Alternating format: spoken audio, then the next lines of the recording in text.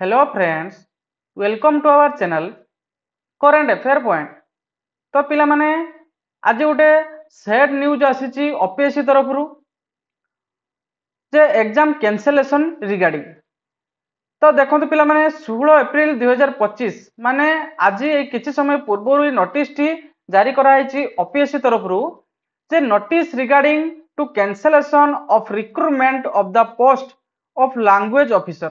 जो language officer advertisement number केते ना 28 ऑफ 2023 टू 24 जो एडवर्टाइज टी बाहरी थिला लैंग्वेज ऑफिसर रो ताको वर्तमान कैंसिल कराई। तो यार कंप्लीट नोटिस टी को पिला माने चलंतु हम देखि देबा कोन पई या को कैंसिलेशन कराई ना। देखंतु पिला माने पूरा मेंशन एथिरे कराई 16/4/2025 माने आज ए किछि समय पूर्व ए नोटिस टी जारी कराई जो थी कि लिखाई the commission herewith cancels the advertisement number 28 of 2023-24 जो एडवर्टाइज नंबर रही 28 of 2023-24 for the recruitment to the post of language officer.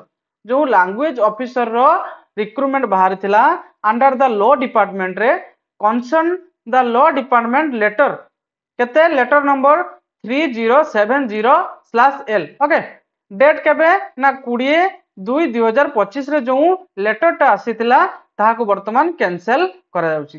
हले कि कहा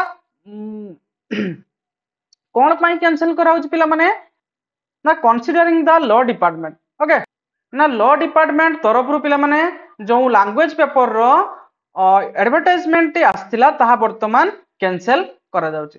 तो फर्दर यारो एडवर्टाइजमेंट पुणी बाहर कि तार जो पोस्ट इनक्रीज होकर आसो कि कौन हम तो तार फर्दर अपडेट आसो है कि। तो एमती लेटेस्ट अपडेट जानापी आम चैनल को लाइक करूँ, शेयर करूँ एवं सब्सक्राइब कर रखु। Okay, thank you.